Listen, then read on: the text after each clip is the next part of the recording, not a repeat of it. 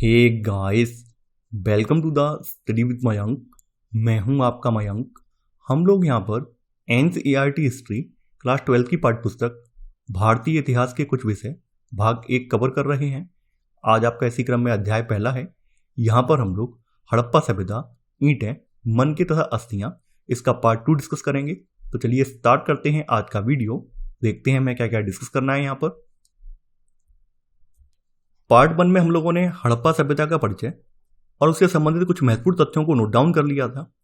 आज आपके पार्ट 2 की पहली हेडिंग है शिल्प उत्पादन के विषय में जानकारी। यहाँ पर हम देखेंगे कि हड़प्पा के लोग कौन कौन से शिल्प कार्यों में संलग्न थे, वो हम यहाँ पर जानकारी देखेंगे। यहाँ पर आपके चन्हुरुड़ों की बात हो रही है। तो चन्हुरुड़ों का जो स्थल है ये वर्तमान में पाकिस्तान में पड़ता है। मैं आपको मैप में दिखा दे रहा हूँ। ठीक है, आपके सामने ये मैप है। ये रहा आपका चन्हुरुड़ो जो कि वर्तमान में पाकिस्तान में है। सुत्कागेंडोर, मोहनजोदड़ो, बालाकोट, आमरी, ऊपर आपका हड़प्पा, ये सभी स्थल जो हैं पाकिस्तान में पड़ते हैं। वहीं आपका मांडा जो है, बनावली, राखीगढ़ी, मिताथल, कालीबंगन, इधर आपका नागेश्वर, रंगपुर, लोथल, ये सभी स्थल जो है आपके भारत में है। देखिए, जो स्थल आपके मैप में दिए हुए हैं वो मैं आपको इसलिए दिखा रहा हूं ताकि आपको कंफ्यूजन ना हो कौन सा स्थल कहां पे पड़ता है। तो यहाँ पे चन्हुरुड़ो जो था, चन्हुरुड़ो की जो बस्ती थी ये लगभग पूरी तरह से शिल्प कार्य में संलग्न थी। यहाँ के शिल्प कार्यों में मनके बनाना, शंख की कटाई, धातु कर्म, धातु का काम, मोहर निर्माण और बाट बनाना सम्मिलित था। तो यहाँ पर अब आप लोग 19वां पॉइंट नोट डाउन करेंगे। देखिए, हमने पार्ट 1 में 18वां पॉइंट हमने लास्ट लिखा था। अब आपका यहाँ पर 19वां पॉइंट आएगा। तो आप 19वां पॉइंट डालेंगे, इसमें लिखेंगे चन्हुरुड़ो की बस्ती, चन्हुरुड़ो की बस्ती, चन्हुरुड़ो के आगे ब्रैकेट में लिख देना पाकिस्तान, जिससे कि आपको याद बना रहे ये कहां पर है। चन्हुरुड़ो ब्रैकेट में पाकिस्तान, चन्हुरुड़ो की बस्ती लगभग पूरी तरह से शिल्प उत्पादन में संलग्न थी। इसी में सब पॉइंट शिल्प कार्यों में मनके बनाना, शंख की कटाई, धातु कर्म, मोहर निर्माण तथा बाट बनाना सम्मिलित थे। अब देखिए, यहां पे बताया गया कि मनके कैसे बनाए जाते थे। जो मनकों का निर्माण किया जाता था, उनके निर्माण में कौन कौन से पदार्थों का प्रयोग किया जाता था। तो यहां पे बताया गया मनकों के निर्माण में कार्निलियन, सुंदर लाल रंग का, जैस्पर, स्फटिक, क्वार्टज तो सेलखड़ी जैसे पत्थर। देखिए, सब पत्थरों के प्रकार हैं। यहाँ पे पत्थरों के विभिन्न विभिन्न प्रकार हैं। कार्निलियन है, जैस्पर है, स्फटिक है, क्वार्टज है, सेलखड़ी, ये सब पत्थर के प्रकार हैं। इसके अलावा कुछ धातुएं भी, जिसमें तांबा, कांसा, सोने जैसी धातुएं। इसके अलावा शंख, फेयोंस, जिसके बारे में आप पढ़ चुके हैं, और पकी मिट्टी, इनका प्रयोग किया जाता था। तो यहां पर आप इसमें 20वां पॉइंट यहां पे नोट डाउन करेंगे। इसमें आप लिखेंगे मनकों के निर्माण में,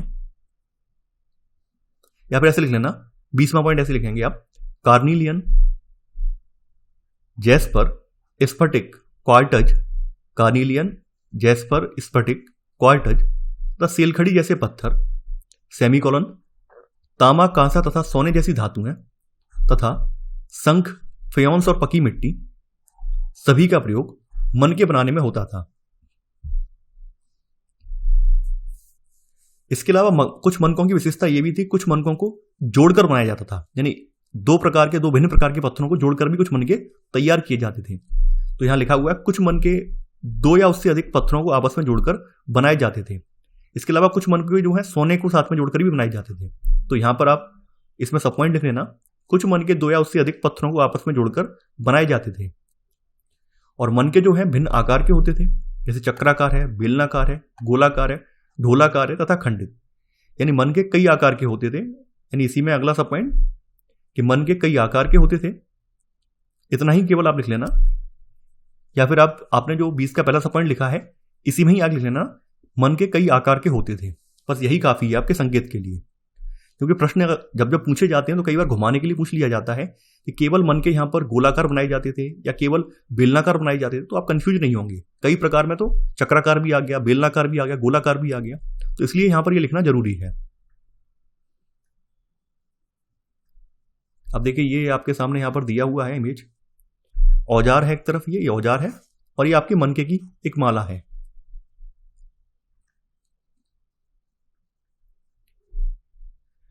अब देखिए, मनके के बारे में बताया गया है। कुछ मनके ऐसे थे जिनको उत्कीर्णन या चित्रकारी के माध्यम से सजाया गया था, और कुछ पर रेखा चित्र उकेरे गए थे। मनकों पर भी रेखा चित्रकारी की गई थी और कुछ पर इन्होंने रेखा चित्र उकेरे थे।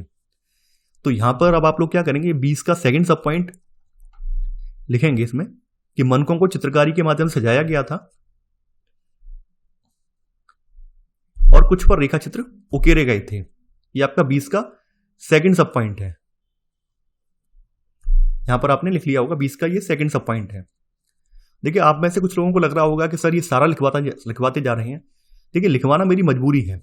अगर आप प्रीलिम्स का पेपर उठाकर देखेंगे तो आप पाएंगे कि बहुत बारीकी से तथ्य पूछे जाते हैं और आप बहुत बारीकी से जब तक पढ़ेंगे नहीं, जब तक बहुत बारीकी से आपके नोट्स नहीं बने होंगे, तब तक आप प्रीलिम्स के क्वेश्चनों को अटेम्प्ट नहीं कर पाएंगे। तो इस वजह से लिखवाना मेरी मजबूरी है। आगे बताया गया, कुछ मन के सेलखड़ी चूड़ के लेप को सांचे में ढालकर तैयार किए जाते थे। सेलखड़ी चूड़ के लेप को सांचे में ढालकर जैसे फ्योन्स तैयार किया जाता था, उसी तरह से कुछ मन के यहां पर भी तैयार किए जाते थे।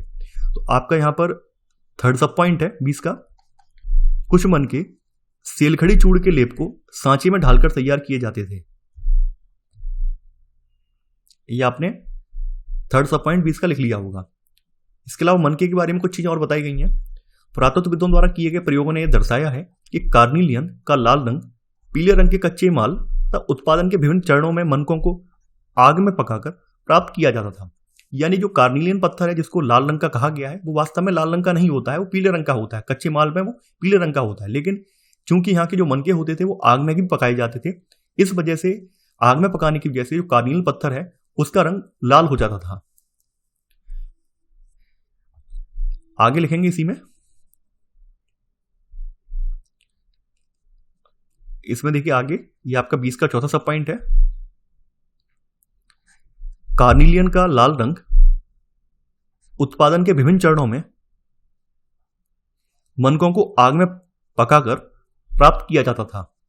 कार्निलियन का लाल रंग उत्पादन के विभिन्न चरणों में मनकों को आग में पकाकर प्राप्त किया जाता था। यह 20 का चौथा सब पॉइंट है।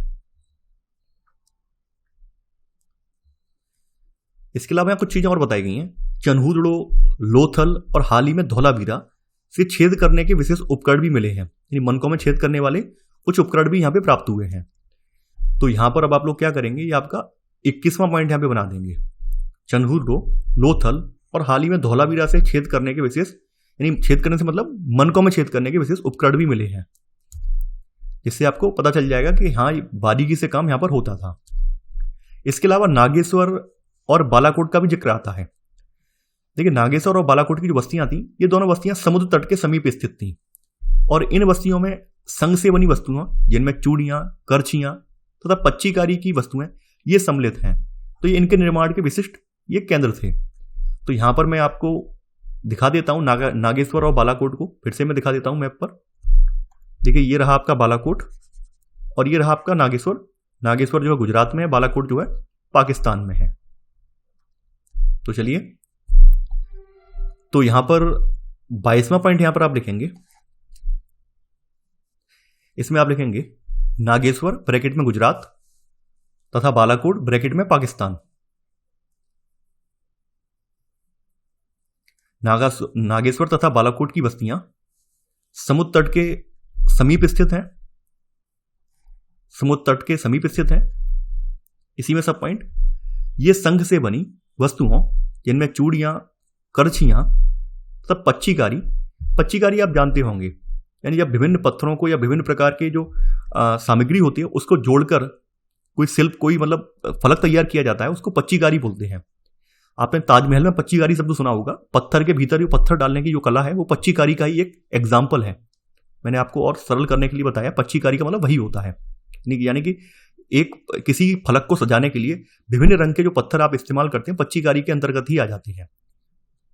तो यहां पर आप लिख लेना, नागेश्वर तथा बालाकोट की बस्तियां समुद्र तट के समीप स्थित हैं। इसी में सब पॉइंट, ये संघ से बनी वस्तुओं, जिनमें चूड़ियां, करछियां तथा पच्चीकारी की वस्तुएं सम्मिलित हैं, के निर्माण के विशिष्ट केंद्र थे। अब देखिए, यहां पर आपको क्लास 12th में नागेश्वर और बालाकोट ये दो नाम, नए नाम मिले हैं, जबकि क्लास 6 में ये नाम नहीं थे। और यहां पर एक संभावना यह भी व्यक्त की गई है कि यह भी संभव है कि चन्हूदड़ो और लोथल से तैयार माल या मनके मोहनजोदड़ो और हड़प्पा जैसे बड़े शहरी केंद्रों तक लाए जाते हों, यह भी संभव है। तो ऐसी संभावना व्यक्त की गई है। तो आपने शिल्प उत्पादन के दो प्रमुख केंद्र देख लिए हैं, चंगुर्लो देख लिया यहाँ पर, इसके अलावा आपने लोथल देख लिया, धोलावीरा भी देख लिया यहाँ पर, और नागेश्वर और बालाकोट ये भी आपने देख लिया। तो आपको यहाँ पर ये याद रखना है, नागेश्वर और बालाकोट में जो काम होता था वो मनकों का नहीं होता था, बल्कि संघ से वस्तुएं बनाई जाती थी, संघ से काम होता था यहाँ पर, ये आपको याद रखना है। अब देखिए इसी में हेडिंग अब मत डालिए, आप ऐसे ही लिखना है यहाँ पर आप ऐसे, आपकी हेडिंग उत्पादन केंद्रों की पहचान है। उत्पादन केंद्रों की पहचान कैसे की गई, देखिए लिखना नहीं है, केवल समझना है। अब बताया गया कि पुरातत्वविद सामान्यतः निम्नलिखित को ढूंढते हैं: प्रस्तर पिंड, पूरे शंख या तांबा, अयस्क जैसा कच्चा माल, औजार, अपूर्ण वस्तुएं, त्याग दिया गया माल तथा कूड़ा करकट। यानी कहना का मतलब ये है कि जहां पर भी उत्पादन कार्य होता है वहां पर जो भी रॉ मटेरियल लाया जाता है उस मटेरियल में काट छांट होती है, काट छांट का जो कचरा बचता है वहीं पर छोड़ दिया जाता है। तो इन सब का अध्ययन करने के उपरांत पुरातत्वविद जान पाते हैं कि यहाँ पर उत्पादन कार्य होता होगा, तो वो बात यहाँ पर बताई गई है।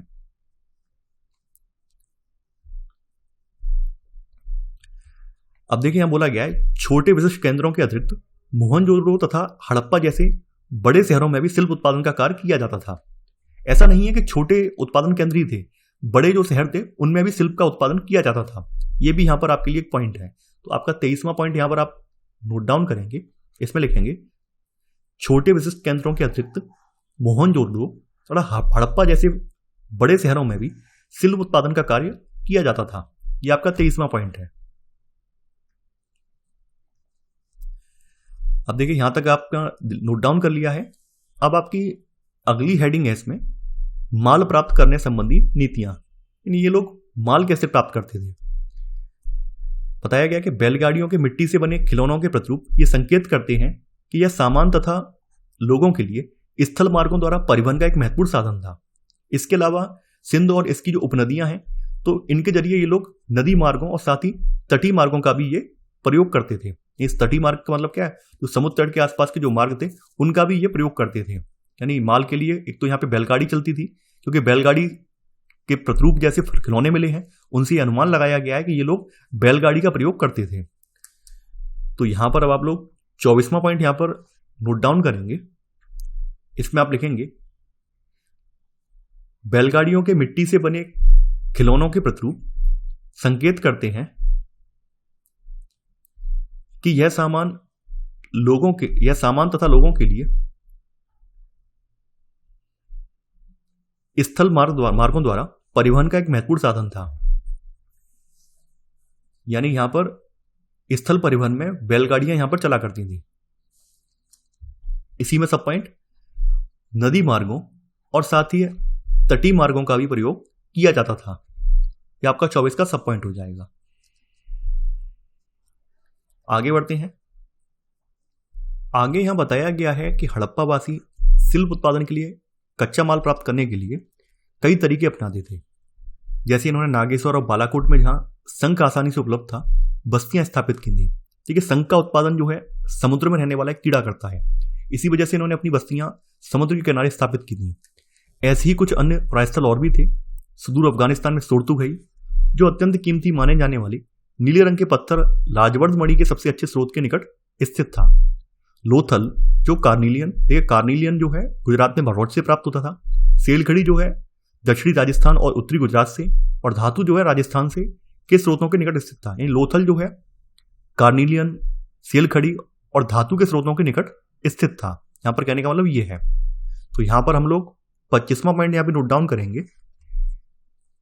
इसमें आप लिखेंगे अफगानिस्तान में सोर्तुगई लाजवर्द मणि के सबसे अच्छे स्रोत के निकट स्थित था। इसी में सब पॉइंट लोथल, जो कार्निलियन ब्रैकेट में गुजरात में भड़ौच, यानी कार्निलियन जो है ना गुजरात के भड़ौच से प्राप्त होता था। लोथल जो कार्निलियन ब्रैकेट में भड़ौच, गुजरात में भड़ौच, कौमा सेलखड़ी ब्रैकेट में दक्षिणी राजस्थान तथा उत्तरी गुजरात से, और धातु ब्रैकेट में राजस्थान से के स्रोतों के निकट स्थित था। यह 25 का आपका सब पॉइंट हो गया। इसके अलावा इनके जो है दक्षिण भारत के कुछ अभियानों का भी यहाँ पे जिक्र देखने को मिलता है। यानी कच्चा माल प्राप्त करने के लिए इन्होंने एक अन्य नीति भी अपनाई। राजस्थान के खेतड़ी अंचल यानी खास करके तांबे के लिए और दक्षिण भारत में सोने के लिए इन्होंने अपने अभियान भेजे हैं, क्योंकि इन इलाकों से यदा कदा जो मिलने वाली हड़प्पाई पुरावस्तुएं हैं तो वो ऐसे संपर्कों की संकेतक हैं। यानी यहाँ पर जो हड़प्पाई संस्कृति की जो वस्तुएं यहाँ पर मिली हैं उनसे ये बात पुष्ट हुई है कि ये लोग यहाँ से व्यापार अपना करते थे। तो यहाँ पर अब आप लोग 26वां पॉइंट यहाँ पर आप लिखेंगे, इसमें आप लिखेंगे राजस्थान के खेतड़ी अंचल तथा दक्षिण भारत, इसमें ऐसे लिखना है राजस्थान के खेतड़ी अंचल ब्रैकेट में तांबे के लिए तथा दक्षिण भारत ब्रैकेट में सोने के लिए के इलाकों में यदा कदा मिलने वाली हड़प्पाई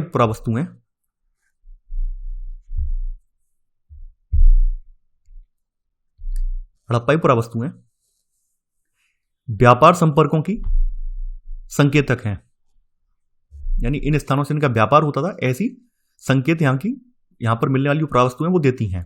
ठीक है, ये आपने नोट डाउन कर लिया होगा। अब जो राजस्थान का खेतड़ी क्षेत्र है, खेतड़ी क्षेत्र में मिले साक्ष्यों को पुरातत्वविदों ने गणेश्वर जोधपुरा संस्कृति का नाम दिया है। तो यहां पर अब आप लोग 26 का पहला सब पॉइंट यहां पे नोट डाउन करेंगे। इसमें आप लिखेंगे खेतड़ी क्षेत्र में मिले साक्ष्यों को पुरातत्वविदों ने गणेश्वर जोधपुरा संस्कृति का नाम दिया है। यहां की विशेषता क्या है गणेशपुर जोधपुरा संस्कृति की? यहां के जो मृदभांड हैं वो हड़प्पाई मृदभांडों से भिन्न थे और यहां तांबे की वस्तुओं की असाधारण संपदा भी मिली थी। ये यहां की खास बात है। तो यहां पर इसी में सब पॉइंट, सेकंड सब पॉइंट, यानी यहां आप लिखेंगे इस संस्कृति के विशिष्ट मृदभांड हड़प्पाई मृदभांडों से भिन्न थे। इतना ही लिख लीजिए। और देखिए जैसा कि आप जानते हैं खेतड़ी जो तांबे की खानों के लिए प्रसिद्ध है, तो आप कॉमन सेंस लगा ही लेंगे कि यहां पर तांबे की असाधारण संपदा यहां पर होगी। ठीक है, केवल आप इतना लिख लीजिए कि इस संस्कृति के विशिष्ट मृदभांड हड़प्पाई मृदभांडों से भिन्न थे, जिसके आधार पर यहां पे पुरातत्वविदों ने इसको गणेश्वर जोधपुरा संस्कृति एक अलग नाम दिया। तो यहां तक आपने नोट डाउन कर लिया होगा। अब आगे बढ़ते हैं। अब देखिए इसके अलावा ये तो अपने भारत के अंदर इनका व्यापार हो गया, भारत के बाहर भी अन्य देशों के साथ भी इनका संपर्क था। ऐसे भी कुछ साक्ष्य मिले हैं।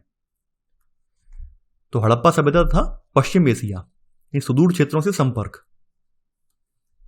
यहां पर बताया गया है कि हाल ही में हुई पुरातात्विक खोजें इंगित करती हैं कि तांबा संभवतः अरब प्रायद्वीप के दक्षिण पूर्व छोर पर स्थित ओमान से भी लाया जाता था।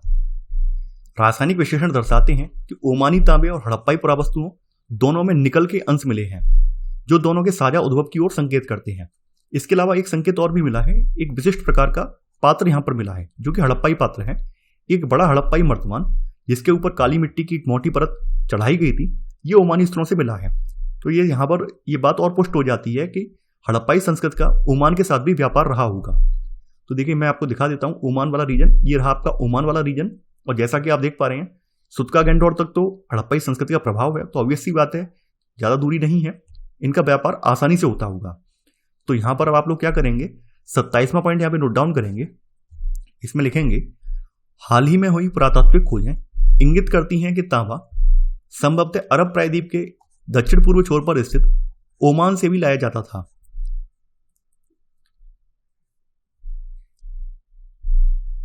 इसी में सब पॉइंट, एक बड़ा हड़प्पाई मर्तमान जिसके ऊपर काली मिट्टी की एक मोटी परत चढ़ाई गई थी, ओमानी स्थलों से मिला है। ये 27 का सब पॉइंट है। तो तांबा केवल खेतड़ी की खानों से नहीं आता था, बल्कि ओमान से भी लाए जाने के यहां पर संकेत मिलते हैं।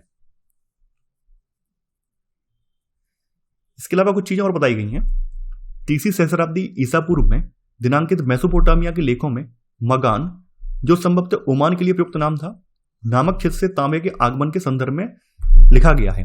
यानी जो मेसोपोटामिया सभ्यता के जो लेख हैं वहां पर मगान का जिक्र है। मगान जो है संभवतः ओमान क्षेत्र के लिए प्रयुक्त नाम है और इसमें लिखा हुआ है कि ओमान से यहां पर भी तांबा लाया जाता था।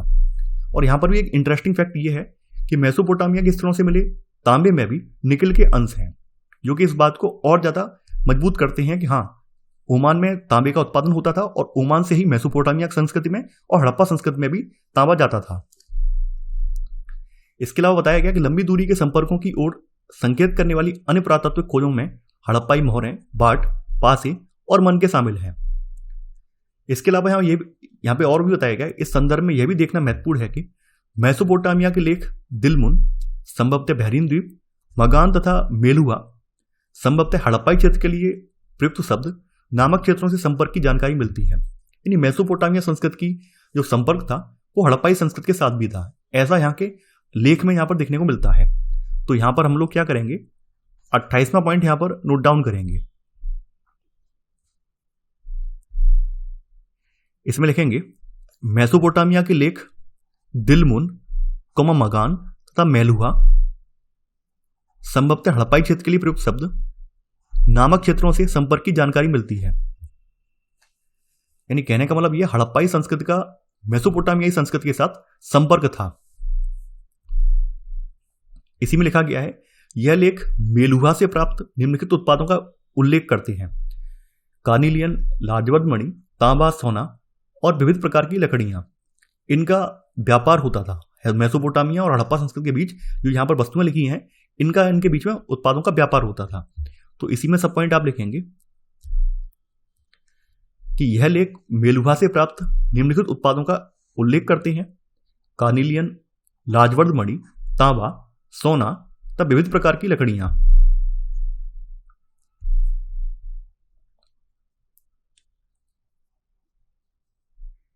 आगे बढ़ते हैं। आगे बोला गया कि ओमान जो है बहरीन या मेसोपोटामिया से समुद्र संपर्क सामुद्रिक मार्ग से था। यानी मेसोपोटामिया से ओमान का जो संपर्क था वो भी समुद्री मार्ग से ही था। मेसोपोटामिया के लेख मेलुआ को नाविकों का देश कहते हैं। यानी कि मेसोपोटामिया के जो लेख हैं उनमें मेलुआ जो शब्द इस्तेमाल हुआ है वो संभवतः हड़प्पाई संस्कृति के लिए है। तो मेलुआ को नाविकों का देश कहा गया है। यानी हड़प्पाई संस्कृति के जो देश को इन्होंने नाविकों का देश कहा है। तो यहां पर आप इसी में सब पॉइंट लिखेंगे, 28 का सब पॉइंट है। इसमें आप लिखेंगे मेसोपोटामिया के लेख मेलुआ, यानी ये नाम है किसके लिए, हड़प्पाई संस्कृति के लिए, मेलुआ को नाविकों का देश कहते हैं।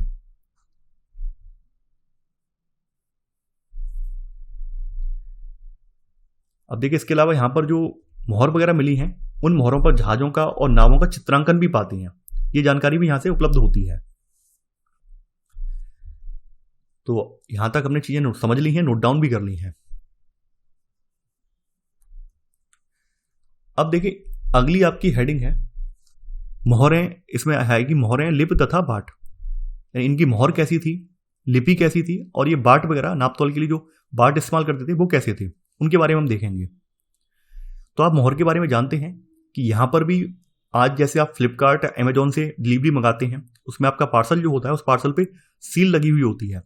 अगर सील ब्रेक होती है तो आप समझ लेते हैं कि इस उत्पाद को पहले ही कहीं खोलकर देखा गया है। तो आप क्या करते हैं, उस उत्पाद को रिटर्न कर देते हैं, आप लेते नहीं हैं।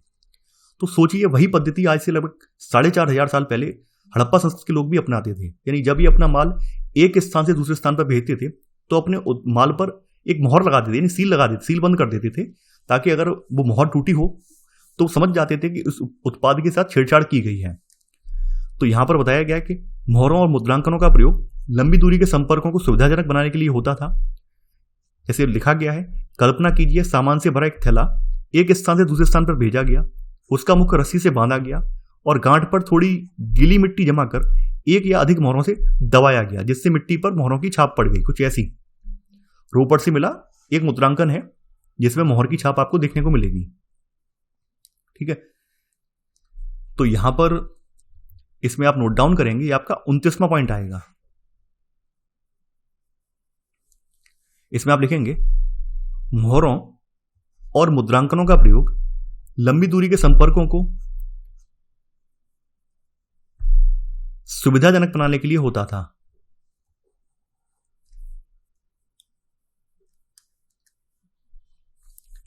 इसी में सब पॉइंट, इसमें आप लिखेंगे गीली, यहां पर आप लिख देना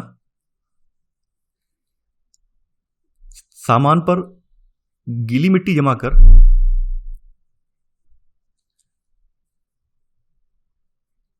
यहां पर ऐसे लिख लेना कि सामान की बोरी या फिर जो भी है, इस सामान की बोरी पर गीली मिट्टी जमा कर एक या अधिक मोहरों से इसे दबाया जाता था, जिससे मिट्टी पर मोहरों की छाप पड़ जाती थी।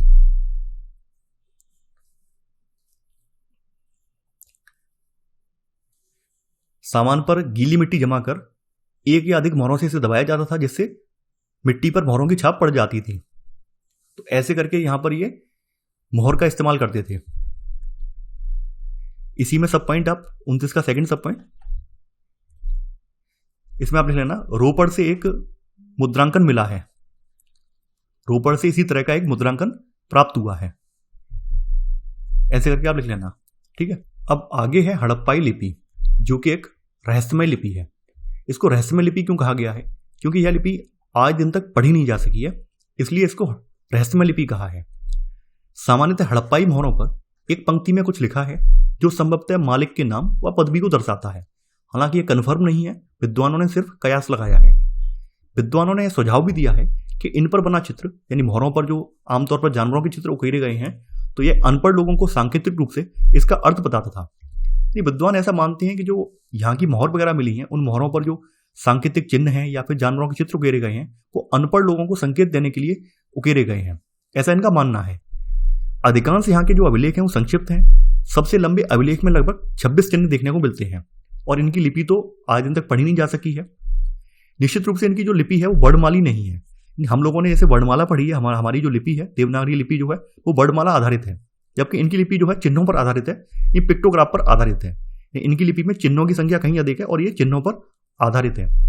इनकी जो लिपि है, इनकी लिपि में लगभग 375 से लेकर 400 के बीच में चिन्ह हैं। इनकी जो लिपि है वो दाईं से बाईं ओर लिखी जाती थी।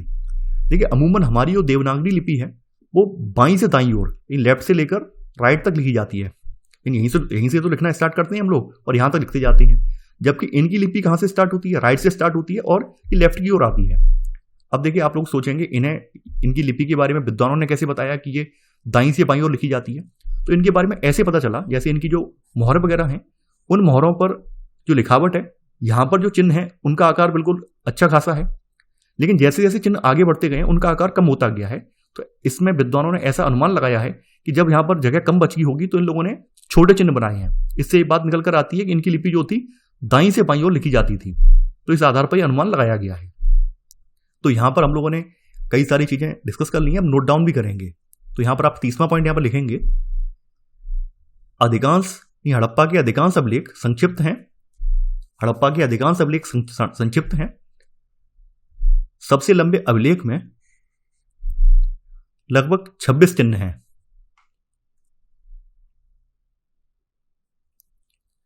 इसी में सब पॉइंट, इनकी लिपि आज तक नहीं पढ़ी जा सकी है। इनकी लिपि आज तक नहीं पढ़ी जा सकी है, यह वर्णमालीय नहीं थी, क्योंकि इसमें चिन्हों की संख्या कहीं अधिक है, लगभग 375 से 400 के बीच। इसी में सब पॉइंट, सेकंड सब पॉइंट, यह लिपि दाईं से बाईं ओर लिखी जाती थी।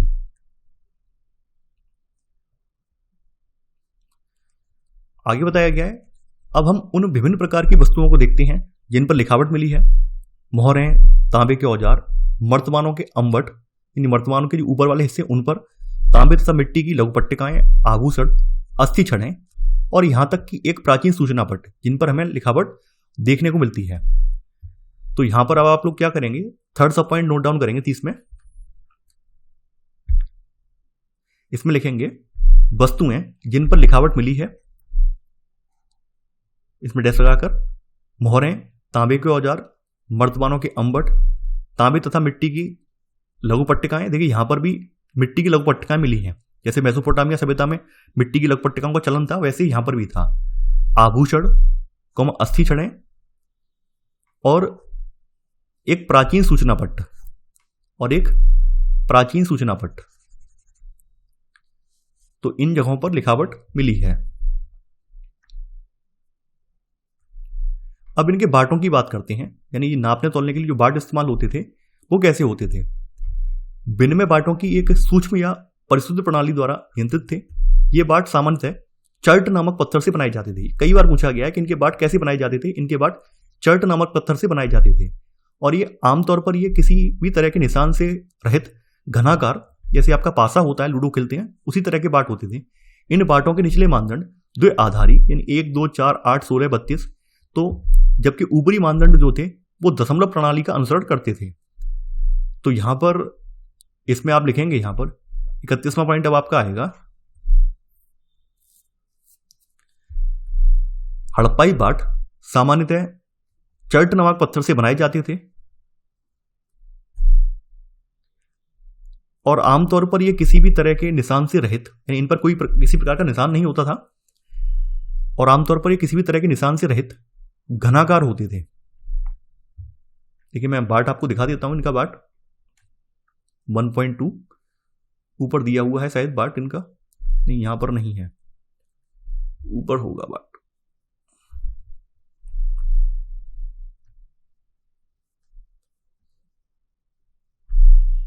चलिए कोई नहीं, यहां पर बाट नहीं दिया हुआ है।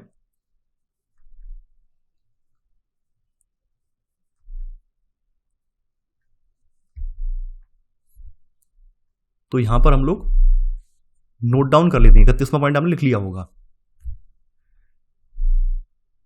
इसी में सब पॉइंट, इसी में अगला सब पॉइंट, थर्ड सब पॉइंट अब आपका आएगा, सॉरी सेकंड सब पॉइंट इसमें आएगा। इन बाटों के निचले मानदंड द्विआधारी थे। द्विआधार का मतलब क्या है? दो संख्याओं वाले थे, जबकि ऊपरी मानदंड दशमलव प्रणाली का अनुसरण करते थे। इन बाटों के निचले मानदंड द्विआधारी यानी 1, 2, 4, 8, 16 इस तरह से, जबकि ऊपरी मानदंड दशमलव प्रणाली का अनुसरण करते थे।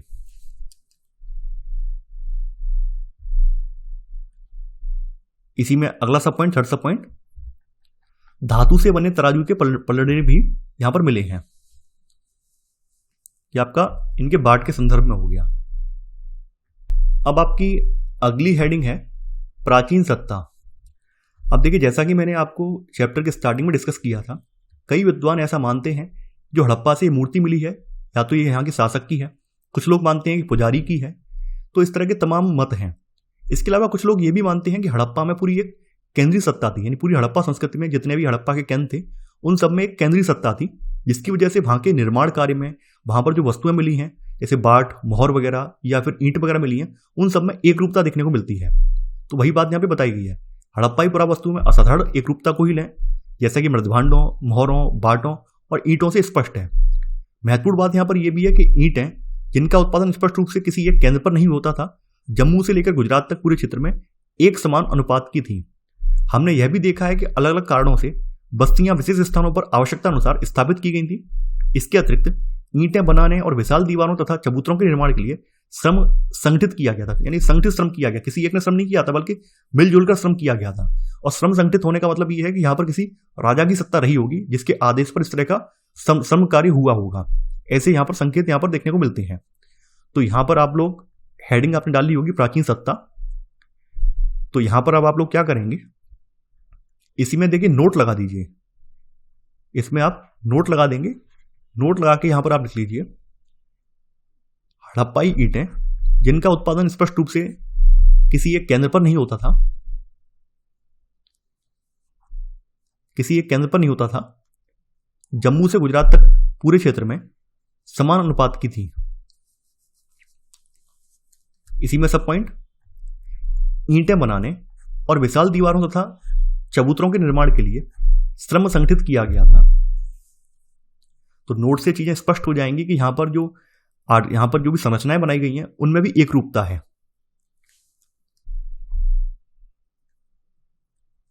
आगे यहां पर बात की गई है प्रासाद तथा शासक की। प्रासाद का मतलब होता है राजमहल या बड़ा घर, और शासक का मतलब है राजा। देखिए, कुछ विद्वान ऐसा मानते हैं कि यहाँ की जो सत्ता है वो केंद्रीय सत्ता रही थी और यहाँ पर कोई शासक हुआ करता था, ऐसा कुछ विद्वानों का मानना है। लेकिन कुछ अन्य विद्वानों ने इस तर्क का खंडन भी किया। कुछ अन्य विद्वानों ने तर्क दिए कि अगर यहाँ पर शासक था तो शासक की सेना भी होती होगी, यानी शासक जो है अपने पास कुछ सैनिक भी रखते होंगे और सैनिक वगैरह जो होते होंगे उनके पास हथियार भी होते होंगे, जबकि हड़प्पा संस्कृति से आपको कहीं भी हथियार देखने को नहीं मिलते हैं। तो ये बात का खंडन यहीं पर हो जाता है कि यहाँ पर किसी प्रकार का कोई राजा नहीं हुआ करता था। फिर एक दूसरा तर्क ये भी दिया जाता है कि ये पूरी संस्कृति जो थी व्यापारिक संस्कृति थी, यानी यहाँ के लोग व्यापार में संलग्न रहते थे। यहाँ पर कोई शासक वगैरह नहीं थे, बल्कि यहाँ पर पूरा व्यापारी समाज था। एक तीसरा तर्क ये भी दिया जाता है कि यहाँ पर क्या है, पुरोहितों का वर्चस्व था। यानी यहाँ पर जो मूर्ति ये मिली है, जो कि आपने देखा ही होगी, इसे पुरोहित की मूर्ति बताया गया है। तो यहाँ पर बोला गया कि ये पूरी धार्मिक संस्कृति थी, यानी यहाँ इस संस्कृति में धर्म का तत्व विद्यमान था।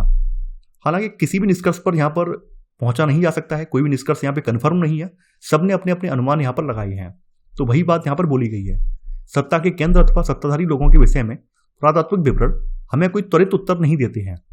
पुरातत्वविदों ने मोहनजोदड़ो में मिले एक विशाल भवन को एक प्रासाद की संज्ञा दी है, परंतु इससे संबद्ध कोई भव्य वस्तुएं नहीं मिली हैं।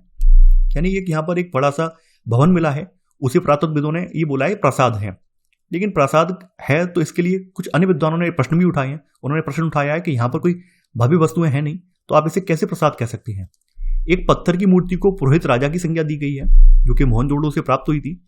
तो पुरोहित राजा की संज्ञा देने के पीछे का रीजन क्या था? पीछे का रीजन ये था क्योंकि पुरातत्वविद जो थे मेसोपोटामिया के इतिहास से परिचित थे, और मेसोपोटामिया के इतिहास में वहां के पुरोहित राजाओं से परिचित होने की वजह से इन्होंने सिंधु क्षेत्र में जो मूर्ति मिली है उसको पुरोहित राजा की संज्ञा दे दी है।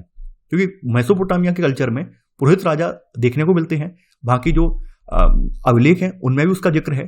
तो इसी आधार पर इन लोगों ने इसको पुरोहित राजा की संज्ञा दे दी है। हड़प्पा सभ्यता की अनुष्ठानिक प्रथाएं अभी तक ठीक प्रकार से समझी नहीं जा सकी हैं। यानी यहाँ पर अनुष्ठान किस प्रकार के हुआ करते थे, इन सब के बारे में अभी भी मतभेद है, अभी तक समझी नहीं जा सकी है। यहाँ पर भी सबने अपने अपने अनुमान दिए हैं।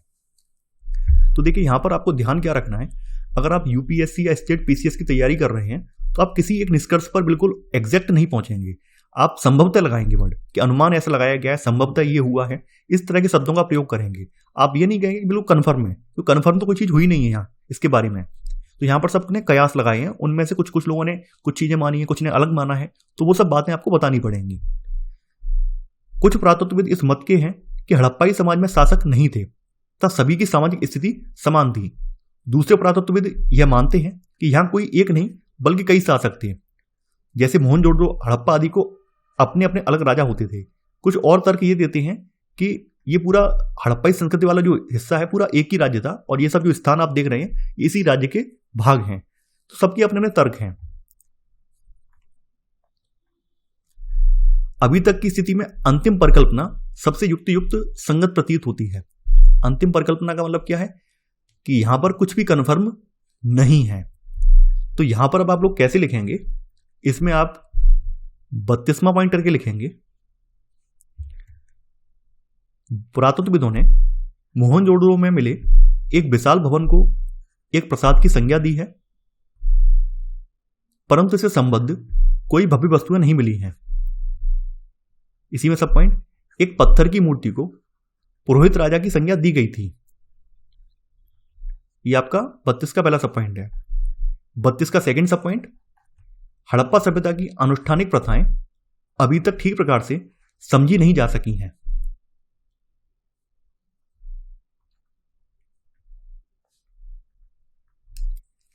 तो आपने यहां पर ये समझ लिया कि यहाँ के रीति रिवाज, यहाँ के कल्चर के बारे में किसी के पास एग्जैक्ट जानकारी नहीं है, सबने अपने अपने कयास लगाए हैं। अब देखिए यहां पर चाहें तो इसे लिखना चाहें तो लिख सकते हैं। अगर आपको याद रहेगा, ये चीजें आपको मुंह जुबानी याद रहेंगी तो लिखने की आवश्यकता नहीं है। कई पुरातत्वविद ऐसा मानते हैं कि यहाँ पर कोई एक शासक था। कुछ लोग ये मानते हैं कि यहाँ पर कोई शासक ही नहीं था, सबकी सामाजिक स्थिति बेहतर थी, एक जैसी सामाजिक स्थिति थी। कुछ लोग एक तर्क देते हैं कि सभी जो हड़प्पाई स्थान है एक ही राज्य के हिस्से थे और यहाँ पर एक कोई केंद्रीय राजा हुआ करता था जो कि सभी स्थानों पर नियंत्रण स्थापित किए था। तो ऐसे सबके अपने अपने तर्क हैं। तो यहाँ पर लास्ट वाला तर्क यही है। कुछ और यह तर्क देते हैं कि यह एक ही राज्य था, जैसा कि पुरावस्तुओं में समानता, नियोजित बस्तियों के साक्ष्यों, ईंटों के आकार में निश्चित अनुपात तथा बस्तियों के कच्चे माल के स्रोतों के समीप संस्थापित होने से स्पष्ट है। और ये वाली परिकल्पना जो है, यही परिकल्पना जो है आज के जो पुरातत्वविद हैं इसको युक्ति संगत मानते हैं। क्योंकि यहाँ पर आप देख रहे हैं, यहाँ पर चाहे वो यहाँ की बस्तियां हों, सब कुछ प्लानिंग के तहत बनाई गई हैं, चाहे यहाँ पर कोई भी किसी प्रकार के मनके हों, बाट हों, ईंटें हों, सब में प्लानिंग के तहत काम किया गया है, सब पूरा नियोजन के तहत हुआ है। तो पुरातत्वविद ऐसा मानते हैं ये तभी संभव है जब कोई एक केंद्रीय सत्ता रही होगी, क्योंकि बिना केंद्रीय सत्ता के अभाव में यहाँ पर इस तरह की एकरूपता होना संभव नहीं है, ऐसा विद्वानों का मानना है। क्योंकि यह कदाचित संभव नहीं लगता कि पूरे के पूरे समुदायों द्वारा इकट्ठे ऐसे जटिल निर्णय लिए तथा कार्यान्वित किए जाते होंगे। तो वही बात यहां पर निकल कर आती है। तो यहां पर अब आप लोग क्या करेंगे, नोट करके यहां पर लिख लेंगे, वही ज्यादा बेटर रहेगा। इसमें आप लिख लेना, कुछ पुरातत्वविद मानते हैं कि हड़प्पाई समाज में शासक नहीं थे और सभी की सामाजिक स्थिति समान थी। इसी में सब पॉइंट, कुछ यह मानते हैं कि यहां कोई एक शासक नहीं बल्कि कई शासक थे। इसी में सेकंड सब पॉइंट, कुछ यह तर्क देते हैं कि यह एक ही राज्य था, जैसा कि यहां की पुरावस्तुओं में एक रूपता से स्पष्ट होता है। तो आपके सामने यहां पे 3 तर्क हैं, जिसमें नीचे वाला जो सबसे लास्ट वाला तर्क है उस पर आज भी पुरातत्वविद इसको युक्ति संगत मानते हैं, बाद बाकी को खारिज करते हैं और लास्ट वाले को युक्ति संगत मानते हैं। तो मैंने लिखवा इसलिए दिया है, अगर आपसे कहीं पूछा जाए एग्जाम में, इस पर एनालिसिस करने के लिए आ जाए, विश्लेषण करने के लिए आ जाए, तो आप ये तीनों तर्कों को लिख पाएं और अपनी अपनी राय यहां पर ऐड कर पाएं, इसलिए मैंने यहां पर नोट करके ये लिखवा दिए हैं। अब आपकी अगली हेडिंग है सभ्यता का अंत। हड़प्पा सभ्यता का अंत कैसे हुआ, इसके बारे में अभी भी मतभेद है। कुछ विद्वान ऐसा मानते हैं कि हड़प्पा सभ्यता में भारी आक्रमणकारियों के आने की वजह से, यहां पर नरसंहार की वजह से यहां के लोगों का अंत हुआ, जबकि जो इनके कंकाल वगैरह मिले हैं उन कंकालों में ऐसे कोई साक्ष्य नहीं पाए गए हैं। कुछ अन्य लोग ये मानते हैं कि जलवायु परिवर्तन की वजह से यहाँ के लोगों ने यहाँ की बस्तियों को छोड़ दिया और वो अन्यत्र चले गए।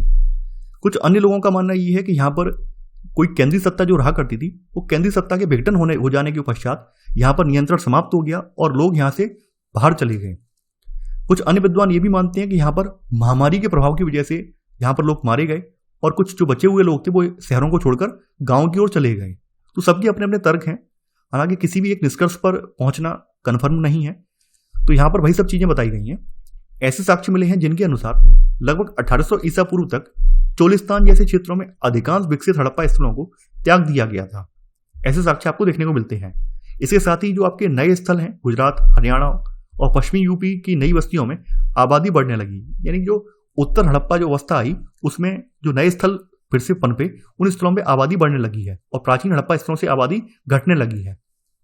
ऐसा लगता है कि उत्तर हड़प्पा के क्षेत्र 1900 ईसा पूर्व के बाद भी अस्तित्व में रहे हैं। कुछ चुने हुए हड़प्पा स्थलों की भौतिक संस्कृति में बदलाव आया, जैसे सभ्यता की जो विशिष्ट पुरावस्तुएं थी, बाट, मोहरें और विशिष्ट मनके, ये समाप्त हो गए। साथ ही लेखन, लंबी दूरी का व्यापार और शिल्प की विशेषज्ञता भी समाप्त हो गई। यानी ये सब चीजें अचानक से समाप्त हो गई। तो ये जो चीजें हैं, ये संकेत इस बात का देती हैं, हो सकता है यहाँ पर जो केंद्रीय सत्ता रही हो वो केंद्रीय सत्ता नष्ट हो गई हो, केंद्रीय सत्ता का विघटन हो गया हो, जिसकी वजह से यहाँ पर जो मानक स्थापित किए गए थे वो मानक भी खत्म हो गए।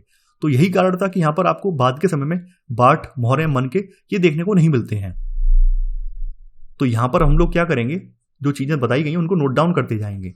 तो आपका 33वां पॉइंट है अब आपका, इसमें लिखेंगे लगभग 1800 ईसा पूर्व तक चोलिस्तान जैसे क्षेत्रों में अधिकांश विकसित हड़प्पा स्थलों को त्याग दिया गया था। इसी में सब पॉइंट, इसके साथ ही गुजरात, हरियाणा तथा पश्चिमी यूपी की नई बस्तियों में आबादी बढ़ने लगी थी। ठीक है, ये राज्य तो अभी अस्तित्व में आए हैं, कहने का मतलब क्या है, इन राज्यों वाली जगहों पर आबादी बढ़ने लगी थी। इसी में ये तो आपका पहला सब पॉइंट हो गया। इसी में सेकंड सब पॉइंट, इसमें आप लिखेंगे कुछ हड़प्पा स्थलों की भौतिक संस्कृति में बदलाव आया, जैसे सभ्यता की विशिष्ट पुरावस्तुओं, बाटों, मोहरों तथा विशिष्ट मनकों का समाप्त हो जाना। इसी में थर्ड सब पॉइंट, लेखन, लंबी दूरी का व्यापार तथा शिल्प विशेषज्ञता भी समाप्त हो गई।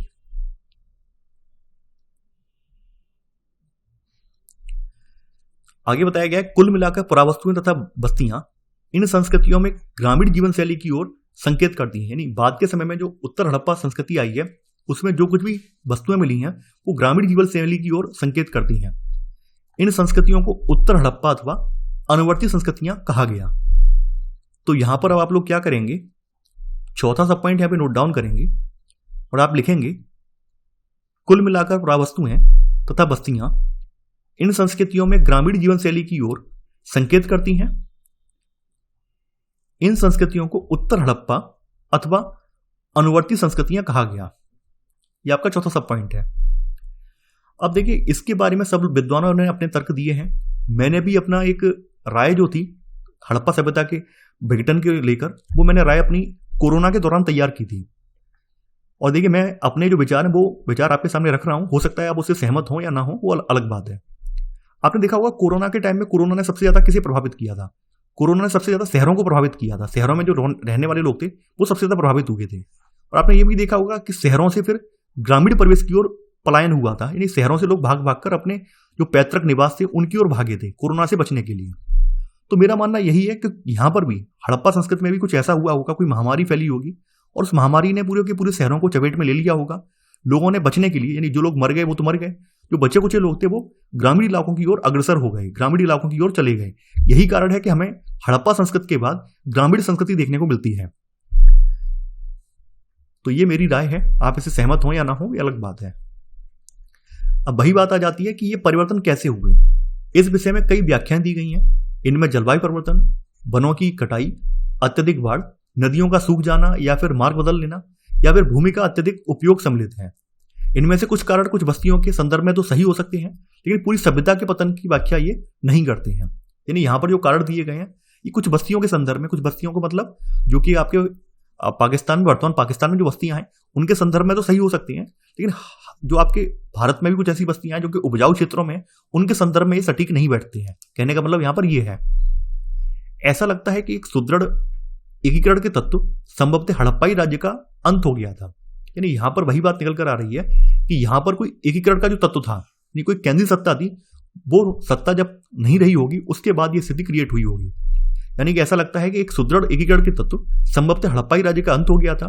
मोहरों, लिपि, विशिष्ट मानकों तथा मृदभांडों के लोप, मानकीकृत बाट प्रणाली के स्थान पर स्थानीय बाटों के प्रयोग, शहरों के पतन तथा परित्याग जैसे परिवर्तनों से इस तर्क को बल मिलता है। यानी इस तर्क पर मेरा भी मत यही बनता है कि वास्तव में यहाँ पे कोई केंद्रीय सत्ता होगी, और केंद्रीय सत्ता के अभाव में क्या है, यहाँ पर जो सत्ता के जो राज्य के जो शहर थे उन शहरों पर नियंत्रण समाप्त हो गया, वहां की जो प्रशासन व्यवस्था थी वो खत्म हो गई। और इस वजह से वहां पर आप देखेंगे वहां पर जो मानक बनाए गए थे, चाहे बाटों के संदर्भ में मानक हो, ईंटों के संदर्भ में मानक हो, मनकों के संदर्भ में मानक हो, वो मानक खत्म हो गए। मानक खत्म होने से वहां पर व्यापार भी खत्म हो गया। जब व्यापार खत्म हो गया तो व्यापार केवल क्या रह गया, स्थानीय व्यापार रह गया, और स्थानीय आधार पर फिर बाट वगैरह तैयार किए जाने लगे। तो ये बात यहां पर ज्यादा पुष्ट हो जाती है। तो यहां पर अब आप लोग क्या करेंगे, 34वां पॉइंट अब आप लोग लिखेंगे। शायद आपने 33वां पॉइंट अभी आपने नोट डाउन किया है। अब आपका 34वां पॉइंट है,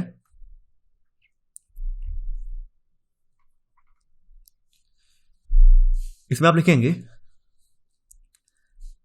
कुछ विद्वान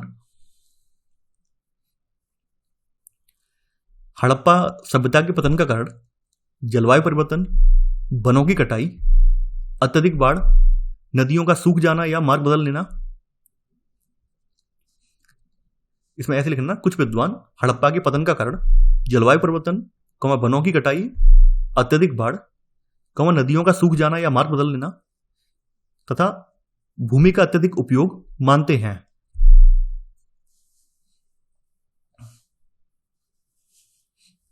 ठीक है, यहां तक आपने लिख लिया होगा। इसी में सब पॉइंट। लेकिन ऐसा लगता है कि एक सुदृढ़ एकीकरण के तत्व संभवतः हड़प्पाई राज्य का अंत हो गया था।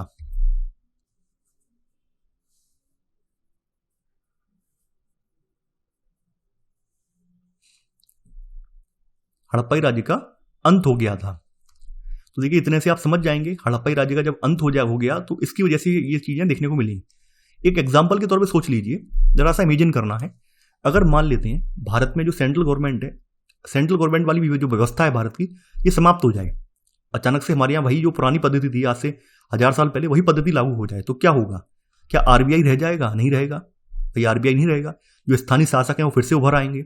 हाँ, स्थानीय शासक फिर से उभर आएंगे। अभी तो आपके यहाँ जो 500 2000 के नोट चल रहे हैं, जो आरबीआई ने नोट जारी किए हैं, वही नोट अब पूरे भारत में चल रहे हैं। लेकिन अचानक से आपके यहाँ जो केंद्रीय सत्ता है, सेंट्रल गवर्नमेंट वाली जो व्यवस्था है, वो अचानक से समाप्त हो जाए तो क्या होगा? जितने भी स्थानीय स्तर के जो शासक होंगे, स्थानीय स्तर के जो प्रशासन होंगे, वो अपने अपने हाथ में सत्ता ले लेंगे, और उसका परिणाम ये होगा कि एक रूपता नष्ट हो जाएगी। तो वही यहां पर भी हुआ है। जब यहाँ पर केंद्रीय सत्ता जो थी, हड़प्पाई सभ्यता जो थी, उसका जब अंत हो गया है, तो उसका परिणाम आपको ये देखने को मिलेगा कि यहाँ पर जो मानकीकृत बाढ़ थे, मानकीकृत यहाँ पर मनके थे, या फिर जो ईंटें थी, वो समाप्त हो गई।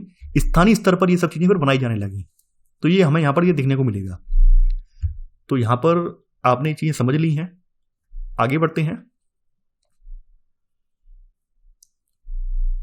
अब देखिए यहाँ पे कुछ चीजें और भी मिली हैं, उनके बारे में जिक्र किया गया है।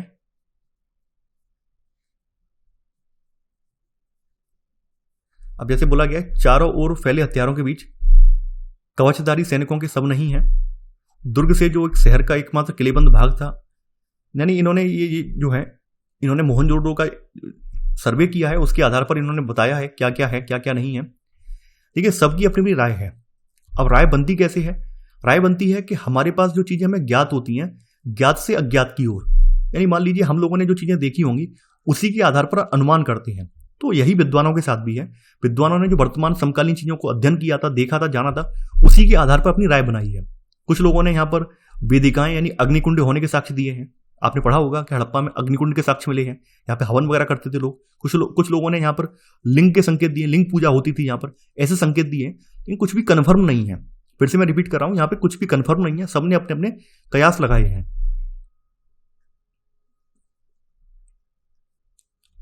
अब देखिए यहाँ पर है हड़प्पा सभ्यता की खोज। हड़प्पा सभ्यता की खोज का मतलब क्या है? यानी इतनी विशाल सभ्यता रही हो, जिसके इतने भव्य शहर रहे हों, इतनी अत्याधुनिक प्रणाली रही हो शहरों की, वो एकदम से लुप्त कैसे हो गई? कैसे लोग उसे भूल गए? कैसे वहीं के जो निवासी थे उन्होंने भी कभी ये गौर नहीं किया कि यहां पर भी कभी एक विशाल सभ्यता रही थी? भाई आपने पढ़ा होगा। तो यहां बताया कि जब हड़प्पा सभ्यता के शहर नष्ट हो गए तो लोग धीरे धीरे उनके विषय में सब कुछ भूल गए। जब लोगों ने इस क्षेत्र में सहस्राब्दियों बाद, हजारों सालों बाद रहना आरंभ किया, तब वे यह समझ नहीं पाए कि बाढ़ या मिट्टी के कटाव के कारण अथवा खेत की जुताई के समय या फिर खजाने के लिए खुदाई के समय यदा कदा धरती की सतह पर आने वाली अपरिचित वस्तुओं का अर्थ क्या लगाया जाए। यानी कभी कभी यहाँ पर हड़प्पाई वस्तुएं मिल भी गई तो लोगों ने उसका अनुमान नहीं लगा पाए ये किससे संबंधित है। अब देखिए, कनिंघम का भ्रम।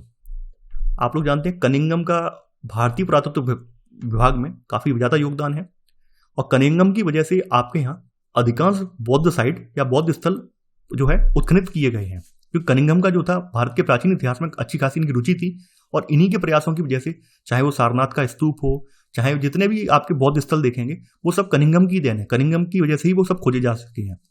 तो यहाँ बताया गया कि जब भारतीय पुरातात्विक सर्वेक्षण के पहले डायरेक्टर जनरल कनिंघम ने 19वीं शताब्दी के मध्य में पुरातात्विक उत्खनन आरंभ किए, तब पुरातत्वविद अपने अन्वेषणों के मार्गदर्शन के लिए लिखित स्रोतों का प्रयोग अधिक पसंद करते थे। अपने यहाँ जब कनिंघम में उत्खनन स्टार्ट किया था, उस समय ये लिखित स्रोतों पर ज्यादा निर्भर थे। लिखित का मतलब क्या? जो हमारे साहित्य अभिलेख हैं, जो भी हमारे प्राचीन ग्रंथ थे, उनमें जो भाषा लिखी हुई थी, उसके आधार पर उत्खनन किया गया। खास करके बौद्ध ग्रंथों के आधार पर, जैन धर्म ग्रंथों के आधार पर, उनके आधार पर उत्खनन कार्य इन्होंने किए थे। यहां तक कि कनिंघम की मुख्य रुचि भी आरंभिक इतिहास, लगभग 6वीं शताब्दी ईसा पूर्व से 4वीं शताब्दी ईस्वी के और उसके बाद के कालों से संबंधित पुरातत्व में थी। यानी कहने का मतलब क्या है, जो कनिंघम थे, कनिंघम की रुचि जो थी बुद्ध काल से लेकर जो ईसा की 4वीं शताब्दी तक का ये जो इतिहास है, लगभग 1000 साल का इतिहास है, इसमें इनकी रुचि थी। इससे पहले के इतिहास के बारे में ये पूरी तरह से अनभिज्ञ है। इन्हें पता ही नहीं था कि पहले का भी इतिहास रहा होगा, क्योंकि यहां तक के इतिहास के बारे में इन्होंने साहित्य से, अभिलेखों से इन्होंने जाना था। अब देखिए, यहां पे बोला गया आरंभिक बस्तियों की पहचान के लिए उन्होंने 4वीं से 7वीं शताब्दी ईस्वी में उपमहाद्वीप में आए जो चीनी बौद्ध यात्री हैं, इनके द्वारा छोड़े गए वृत्तांतों का प्रयोग किया। हड़प्पा जैसे जो पुरास्थल हैं, वो चीनी तीर्थयात्रियों के यात्रा वृत्तांत में नहीं थे, और यही कारण है कि कनिंघम ने या कनिंघम की इस पर नजर इसी वजह से नहीं गई, क्योंकि कहीं भी साहित्य में हड़प्पा का जिक्र नहीं मिलता है। उनका यह भी, यानी कनिंघम का यह भी मानना था कि भारतीय इतिहास का प्रारंभ गंगा की घाटी में पनपे पहले शहरों के साथ हुआ, क्योंकि कनिंघम ने जो कुछ भी उत्खनन कार्य किया था वो गंगा की घाटी में किया था। इसी वजह से इनका मानना यह था कि जो भी हमारे यहाँ सभ्यता का उदय हुआ है वो गंगा की घाटी में हुआ है, और यहीं पर ये लोग जो कनिंघम है ये थोड़ी सी भूल कर गए। उनकी सुनिश्चित अवधारणा के चलते यह कोई आश्चर्य की बात नहीं है कि वे हड़प्पा के महत्व को समझने में चूक गए। ये कनिंघम के बारे में बताया गया है। तो देखिए, अगर आपसे कहीं ये पूछा जाए कनिंघम ने हड़प्पा सभ्यता को क्यों नहीं उत्खनित किया या इसके बारे में जानने का प्रयास क्यों नहीं किया, तो यहां पर अब आप लोग इसके बारे में थोड़ा सा लिख लीजिए। अगर आपसे प्रश्न पूछ लिया जाता है, चाहे वो यूपीएससी में पूछा जाए, स्टेट पीएससी में पूछा जाए या इंटरव्यू में पूछा जाए, तो आप बता पाएंगे कि कनिंघम ने जो भी अन्वेषण कार्य किया था वो साहित्य और अभिलेख पर आधारित किया था, जबकि प्राचीन साहित्यों या अभिलेखों में हड़प्पा का जिक्र नहीं मिलता है। यही कारण है कि कनिंघम ने कभी भी हड़प्पा संस्कृति को उतना ज्यादा महत्व नहीं दिया। तो यहां पर अब आप लोग, आपने 34वां पॉइंट लिख लिया है, 35वां पॉइंट आप लिखेंगे। इसमें आप लिखेंगे 19वीं शताब्दी के पुरातत्वविद अपने अन्वेषणों के मार्गदर्शन के लिए लिखित स्रोतों ब्रैकेट में साहित्य तथा अभिलेख का प्रयोग अधिक पसंद करते थे।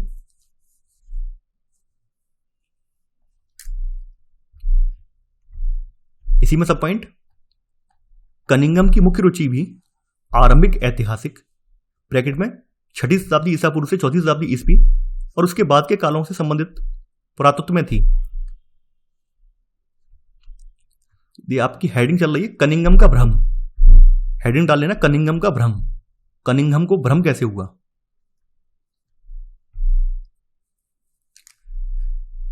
इसी में सेकंड सब पॉइंट, हड़प्पा जैसे पुरास्थल जो चीनी तीर्थयात्रियों के यात्रा कार्यक्रम का हिस्सा नहीं थे,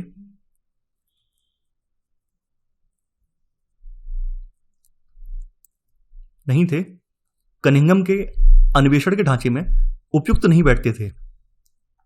पूरी लाइन गायब कर देना। हड़प्पा जैसे पुरास्थल जो चीनी तीर्थयात्रियों के यात्रा कार्यक्रम का हिस्सा नहीं थे, कनिंघम के अन्वेषण के ढांचे में उपयुक्त नहीं बैठते थे। यानी भाई जब किसी यात्रा वृत्तांत में, किसी साहित्य वगैरह में इनका जिक्र ही नहीं है तो कभी ध्यान भी नहीं दिया। तो यहां तक बात स्पष्ट हो गई होगी कनिंघम ने क्यों हड़प्पा की खुदाई नहीं की है। इसी में थर्ड सब पॉइंट आप यहां पे लिख लेना कि कनिंघम का मानना था कि भारतीय इतिहास का प्रारंभ गंगा की घाटी में पनपे। कनिंघम का मानना था कि भारतीय इतिहास का प्रारंभ गंगा की घाटी में पनपे पहले शहरों के साथ ही हुआ था। तो कहीं भी आपसे कनिंघम के बारे में अक्सर पूछ लिया जाता है, यूपीएससी में पूछ लिया जाता है, इंटरव्यू में पूछा गया है, अगर आप लोग वीडियो वगैरह देखते हैं तो वहां पे पूछा गया है कि कनिंघम ने तो भारतीय इतिहास को जीवित करने में एक अहम योगदान दिया है, फिर भी वो हड़प्पा सभ्यता की ओर ध्यान देने में भूल गए। इसका क्या कारण था? इसका कारण यही था क्योंकि वो साहित्यिक स्रोतों के आधार पर आगे बढ़े थे। उन्होंने कभी भी पुरातत्विक जो उत्खनित स्रोत थे उनका सहारा नहीं लिया, बल्कि जो लिखित स्रोत थे, लिखित स्रोतों के आधार पर उन्होंने जानकारी जुटाने का प्रयास किया। यही कारण है कि उन्होंने हड़प्पा पर इतना ज्यादा ध्यान नहीं दिया। हालांकि ऐसा नहीं है कि इन्होंने हड़प्पा से संबंधित चीजों को नहीं देखा हो, इनको चीजें दिखाई गई थी, लेकिन फिर भी उस पर इतना ज्यादा ध्यान ये नहीं दे पाए हैं। अब देखिए यहां पे बताया कि पुरास्थल क्या होता है, टीले स्तर क्या होता है। तो पुरास्थल का मतलब क्या है? पुरातत्विक पुरास्थल वस्तुओं और संरचनाओं के निर्माण, प्रयोग और फिर उन्हें त्याग दिए जाने से बनते हैं। टीले कैसे बनते हैं? भूमिखंड के अनवरत उपयोग और पुनः उपयोग से जो आवासीय मलबा रह जाता है उसे टीला कहते हैं। स्तर का मतलब क्या है? अब देखिए टीले के ऊपर जो लगातार संरचनाएं बनती रहती हैं, जैसे प्राचीन कोई टीला है उसके ऊपर से फिर से बस्ती बन गई, और मान लीजिए बस्ती कुछ साल बाद वो बस्ती भी नष्ट हो गई, फिर से उसके ऊपर कोई बस्ती बन गई, तो ऐसे करके संस्तर बन जाते हैं। पहला संस्तर, दूसरा संस्तर और तीसरा संस्तर। टीलों में मिले स्तरों से प्राप्त प्राचीन वस्तुओं से आवास का पता चलता है, और ये स्तर एक दूसरे से रंग, प्रकृति और इनमें मिली पुरावस्तुओं के संदर्भ में भिन्न होते हैं। ये सब चीजें बताई गई हैं। हालांकि मैंने आपको क्लास 6 में ऑलरेडी सब चीजें पढ़ा दी हैं, तो यहां पर इतना ज्यादा महत्व देने की आवश्यकता नहीं है। अब संस्तर के बारे में कुछ चीजें और जान लीजिए। जो आपका संस्तर होता है या स्तर होता है, देखिए अब यहां पर मैं आपको कुछ चीजें एग्जाम्पल के तौर पर समझाता हूं। जैसे मान लीजिए ये स्थान है, ये कोई स्थान है, अब यहां पर एक बस्ती ये बसाई गई, ठीक है, ये बस्ती यहां पर ये पूरी एक बस्ती बसाई गई, ठीक है। अब मान लीजिए कुछ समय बाद ये बस्ती यहां पर नष्ट हो जाती है, कुछ समय बाद ये बस्ती यहां पर नष्ट हो जाती है। तो नष्ट होने के बाद जो भी मलबा होगा वो इसके ऊपर पड़ा रहेगा, और फिर से यहां पर एक नई बस्ती बस जाती है, फिर से यहां पर एक नई बस्ती बस जाती है, ऐसे करके। यानी ये तो आपका पहली बस्ती हो गई, और फिर एक दूसरी बस्ती बस जाती है। आगे चलकर फिर से क्या होता है, ये दूसरी वाली बस्ती ये भी नष्ट हो जाती है, और फिर एक तीसरी बस्ती यहां पर आके बस जाती है। तो यहां पर क्या आप देखेंगे, सबसे प्राचीन वाला जो बस्ती का मलबा होगा कौन सा होगा?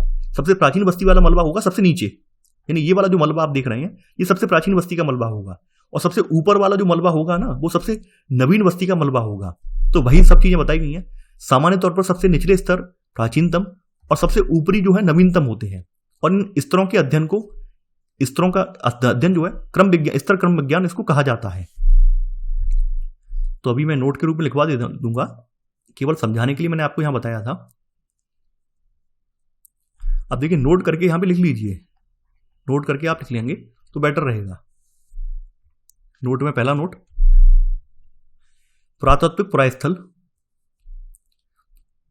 पुरातात्विक पुरास्थल वस्तुओं और संरचनाओं के निर्माण, प्रयोग और फिर उन्हें त्याग दिए जाने से बनते हैं।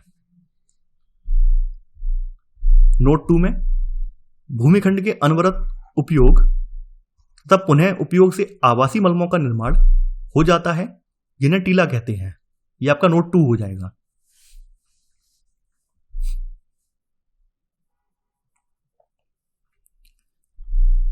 अब देखिए नोट 3 में आप लिख लेंगे,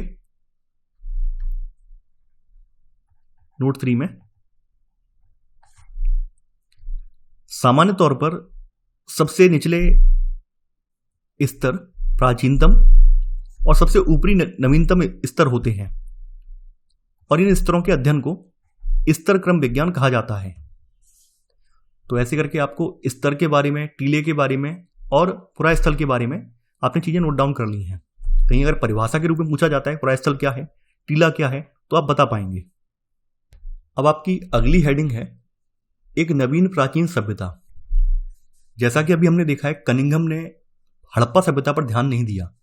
उसका रीजन ये था क्योंकि कहीं भी प्राचीन साहित्य में हड़प्पा का जिक्र नहीं था। तो जब हड़प्पा का जिक्र ही नहीं था तो कनिंघम ने उसकी ओर ध्यान भी नहीं दिया।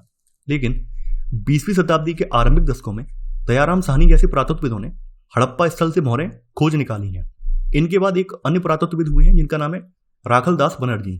तो राखलदास बनर्जी ने हड़प्पा से मिली मोहरों के समान मोहरें मोहनजोदड़ो से खोज निकाली हैं, और इसके आधार पर अनुमान लगाया गया है कि ये दोनों जो पुरास्थल हैं एक ही पुरातात्विक संस्कृति के भाग थे। और इन्हीं खोजों के आधार पर 1924 में भारतीय पुरातात्विक सर्वेक्षण के डायरेक्टर हैं सर जॉन मार्शल। तो इन्होंने पूरे विश्व में सिंधु घाटी में एक नवीन सभ्यता की खोज की घोषणा की है। तो ऐसे करके एक नवीन प्राचीन सभ्यता अस्तित्व में आई है। तो यहां पर हम लोग 36वां पॉइंट यहां पे नोट डाउन करेंगे। इसमें आप लिखेंगे 20वीं शताब्दी के आरंभिक दशकों में, ब्रैकेट में 1921, दयाराम साहनी ने हड़प्पा में मोहरें खोज निकाली। ठीक है, हड़प्पा स्थल की सबसे पहले खोज दयाराम साहनी ने की थी 1921 में। इसी में सब पॉइंट। राखलदास बनर्जी ने मोहनजोदड़ो, राखलदास बनर्जी ने हड़प्पा के समान ही, हड़प्पा से मिली मोहरों के समान मोहरें मोहनजोदड़ो से खोज निकाली। ये बात है कब की? ये 1922 की बात है। इसी में सेकंड सब पॉइंट, 1924 में भारतीय पुरातत्व सर्वेक्षण के डायरेक्टर जनरल जॉन मार्शल ने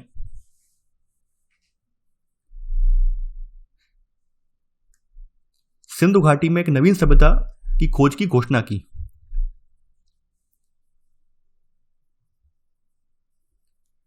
तो ये आपका यहां पर हो गया कि नवीन प्राचीन सभ्यता कैसे अस्तित्व में आई है, वो आपने यहां पे नोट डाउन कर लिया है। एक फैक्ट और भी है, हड़प्पा सभ्यता जो थी वो मेसोपोटामिया सभ्यता के समकालीन थी। इसको आप नोट के रूप में लिख लीजिए। इसमें आप लिख लेना कि हड़प्पा सभ्यता मेसोपोटामिया के समकालीन थी। अब देखिए यहां पर कुछ चीजें और बताई गई हैं, जैसे जॉन मार्शल के बारे में बताया गया है। तो जॉन मार्शल का कार्यकाल वास्तव में भारतीय पुरातत्व में एक व्यापक परिवर्तन का काल था। जॉन मार्शल का जो थोड़ा इनका जीवन वृत्त बताया गया है, ये भारत में कार्य करने वाले पहले पेशेवर पुरातत्वविद थे, और वे यूनान, क्रीट में अपने कार्यों का अनुभव भी लाए थे। इसके अलावा कुछ चीजें और भी बताई गई हैं इनके बारे में।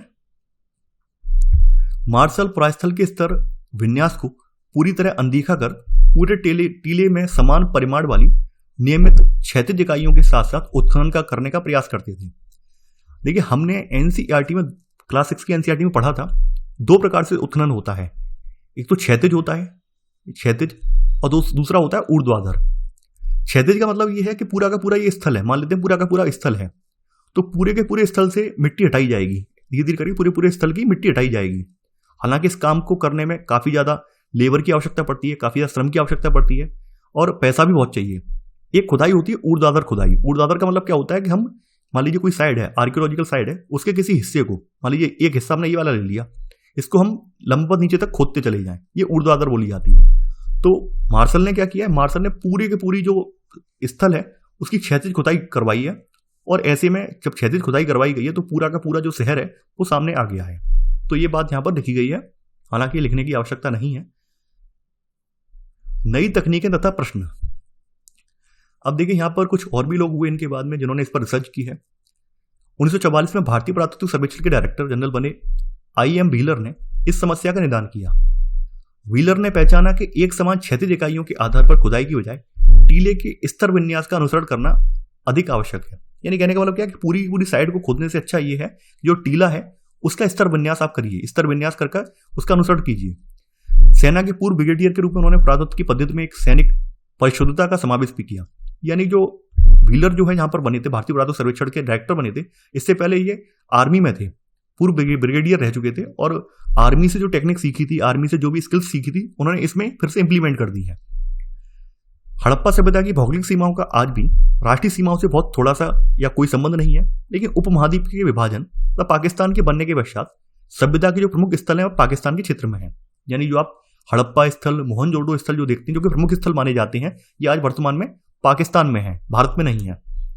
इसके अलावा ये तो पाकिस्तान की बात होगी, भारत में भी कुछ सर्वेक्षण किए, क्योंकि जो आपके मेन स्थल थे वो तो पाकिस्तान में चले गए। इसके बाद भारत सरकार ने भी हड़प्पा सभ्यता पर सर्वेक्षण किया है, तो फिर हमारे गुजरात में कुछ बस्तियां प्रकाश में आई हैं। वही चीज बताई गई, कच्छ में हुए व्यापक सर्वेक्षणों से कई हड़प्पाई बस्तियां प्रकाश में आईं, और पंजाब और हरियाणा में किए गए अन्वेषणों से हड़प्पा स्थलों की सूची में कई और नाम जुड़ गए। तो ये बात यहां पर बताई गई है। 1980 के दशक से हड़प्पाई पुरातत्व में अंतर्राष्ट्रीय स्तर पर भी रुचि लगातार बढ़ती रही है। देखिए कई जो है पाश्चात्य लेखकों का मानना ऐसा था, पाश्चात्य पुरातत्वविदों का मानना ऐसा था कि जो भारतीय उपमहाद्वीप है इसमें पहले कोई प्राचीन सभ्यता नहीं रही थी, लेकिन जब सिंधु घाटी सभ्यता की खोज हो गई है उसके बाद इन लोगों का ध्यान भारतीय उपमहाद्वीप पर गया है कि भारतीय उपमहाद्वीप में भी एक प्राचीन सभ्यता रही है जो कि आज से लगभग 4500-5000 साल पुरानी है।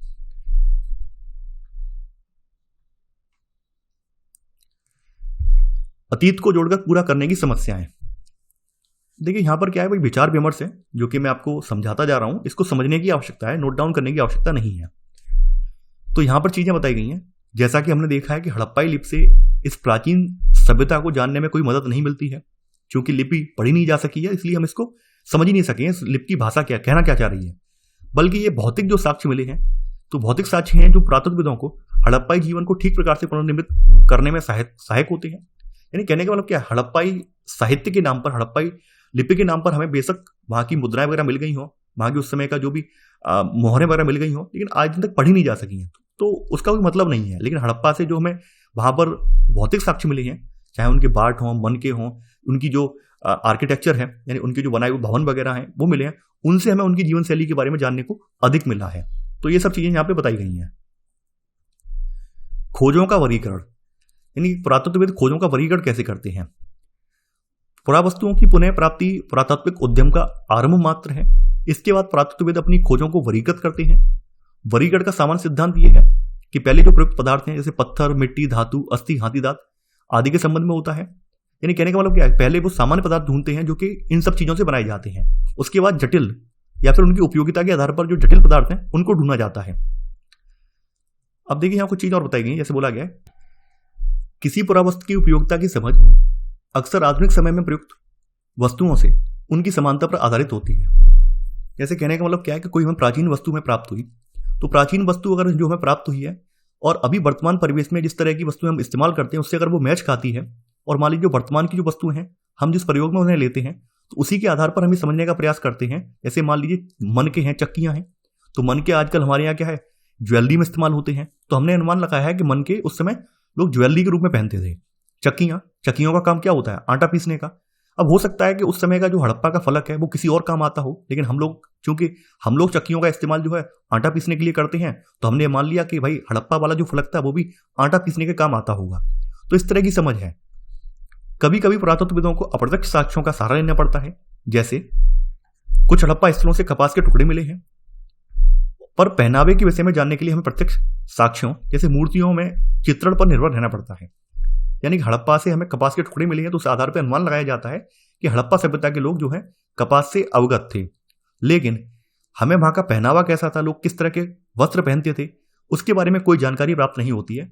तो हमें इसके बारे में जानकारी कहाँ से प्राप्त होती है? इसके बारे में हमें वहाँ की जो मोहर वगैरह है, मोहर पर जो चित्रांकन है, उसके आधार पर हमें जानकारी प्राप्त होती है। या फिर वहां पर जो मृण मूर्तियां, मिट्टी की मूर्तियां, मातृ देवी की मूर्ति मिली है, कांसे की नर्तकी मिली है, उसके आधार पर हम जानने का प्रयास करते हैं कि ये लोग किस प्रकार के वेशभूषा, किस तरह के कपड़े पहनते होंगे, इनकी ड्रेसिंग स्टाइल क्या होगी।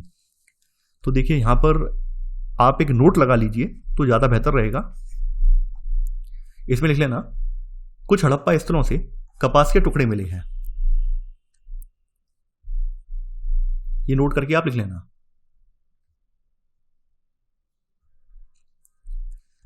अब आगे है व्याख्या की समस्याएं, कि व्याख्या की समस्याएं क्या हैं। देखिए बोला गया है कि पुरातात्विक व्याख्या की समस्याएं संभवतः सबसे अधिक धार्मिक प्रथाओं के पुनर्निर्माण के प्रयासों में सामने आती हैं। यानी कहने का मतलब क्या होता है कि जो धार्मिक लोग हैं या धार्मिक प्रथाएं हैं, जब हम उनको जोड़कर चलते हैं तब पुरातात्विक व्याख्याओं की समस्याएं उत्पन्न हो जाती हैं। आरंभिक पुरातत्वविदों को लगता था कि कुछ वस्तुएं जो असामान्य और अपरिचित लगती थी संभवतः धार्मिक महत्व की होती थी। यानी कि जो वस्तुएं आजकल प्रचलन में नहीं है, जो वस्तुएं हम आज के समय की जो जनरेशन उसने नहीं देखी है, तो पुरातत्वविदों ने ये मान लिया कि ये वस्तुएं शायद धार्मिक होंगी। इनमें आभूषणों से लदी हुई नारी, मृण मूर्तियां जिनमें से कुछ के शीर्षक पर विस्तृत प्रसाधन थे शामिल हैं। इन्हें मातृ देवियों की संज्ञा दी गई थी। यानी ये आपके सामने यहां पर हड़प्पा से प्राप्त एक मातृ देवी की मृण मूर्ति है, मिट्टी की मूर्ति है, ये यहां पर बताया गया है। आगे बताया गया कि अन्य दृष्टांतों में संरचनाओं को अनुष्ठानिक महत्व का माना गया है। इनमें विशाल स्नानागार तथा कालीबंगन और लोथल से मिली वेदियां सम्मिलित हैं। यानी वही यज्ञ वेदियां, वेदियां का मतलब क्या है, जिस पर यज्ञ करते हैं। यानी जैसे आजकल हमारी जो यज्ञ वेदी होती है वो ऊंची होती है, आपके सपाट जो जमीन है उससे थोड़ी ऊंची यज्ञ वेदी बनाई जाती है। तो अनुमान ये लगाया गया कि ये यज्ञ की वेदियां हैं। हालांकि कन्फर्म नहीं है, इसमें कुछ लोगों का मत ऐसा है कि ये वेदियां हैं, कुछ लोग ऐसा मानते हैं कि कुछ विशेष प्रयोजन के लिए या किसी और पर्पज के लिए ये बनाया गया होगा। तो ये चीज भी है। तो यहां पर अब हमने 36 पॉइंट लिख लिए थे और 36 से आगे आपका 37वां पॉइंट है, इसमें आप नोट डाउन कर लेना।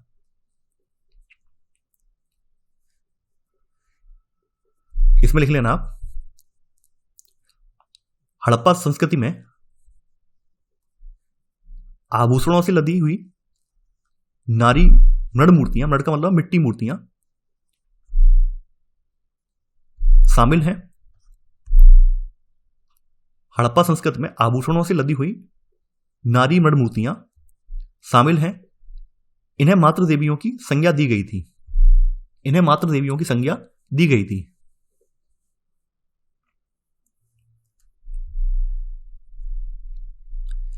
इसी में सब पॉइंट।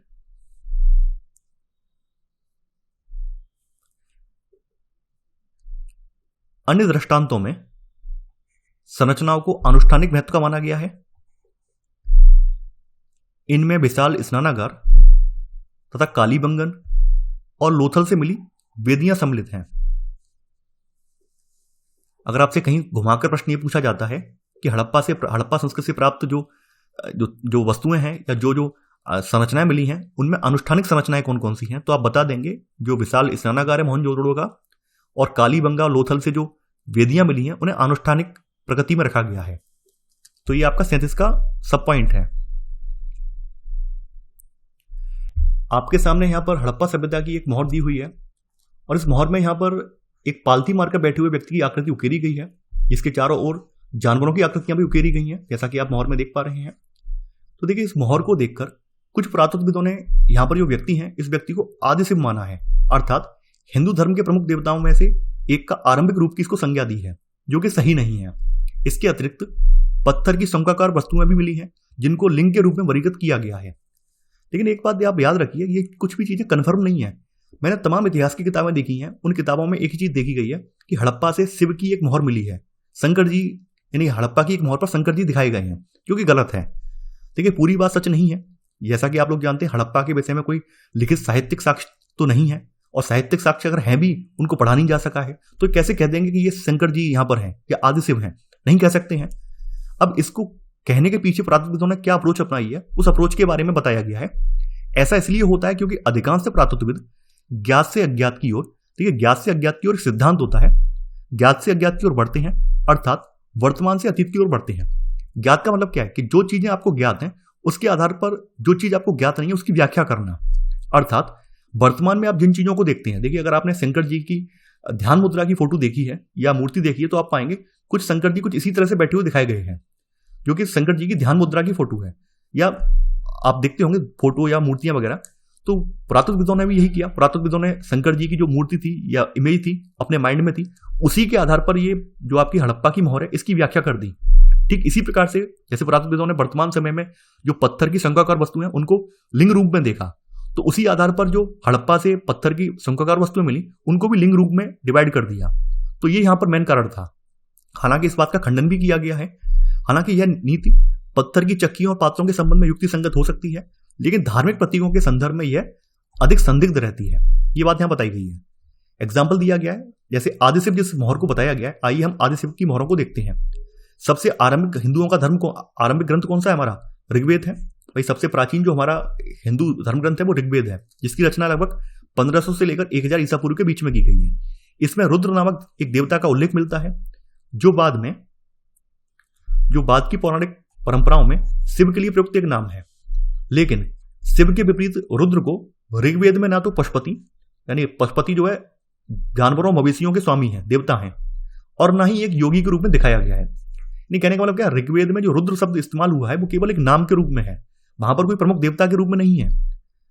मतलब कहने का मतलब यह है, यह चित्र ऋग्वेद में दिए गए रुद्र के विवरण से मेल नहीं खाता है, क्योंकि ऋग्वेद में किसी प्रकार का रुद्र का कोई चरित्र चित्रण यहां पर नहीं किया गया है, तो जिस आधार पर आप ये कह सकें कि ये जो यहां पर मोहर पर जो आकृति उकेरी गई वो शिव की है, ये गलत हो जाता है। ये बात यहाँ का खंडन यहाँ पर स्पष्ट रूप से किया भी गया है।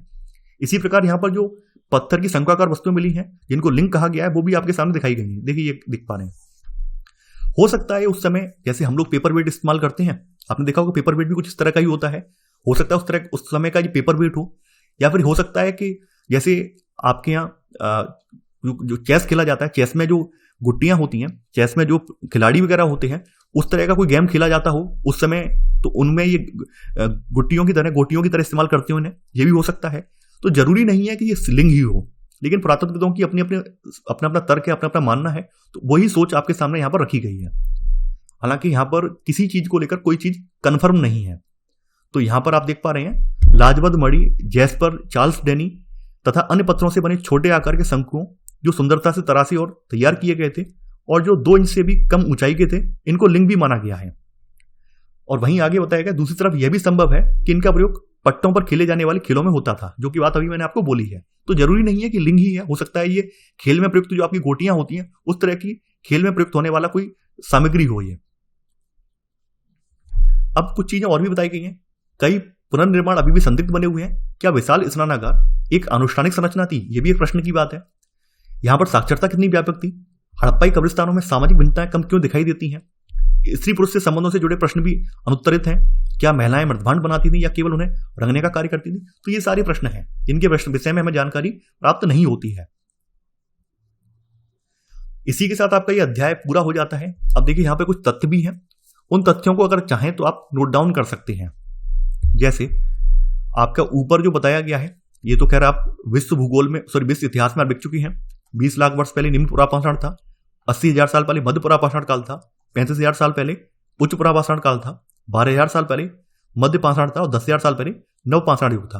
यानी यहीं से आपकी आरंभिक कृषक और पशुपालक जीवन स्टार्ट हो गया है। लगभग आज से 6,000 साल पहले ताम्र पाषाण, तांबे का पहली बार प्रयोग किया गया है। ये आप नोट करके लिख लेना, ये नोट करके आप लिख लेना।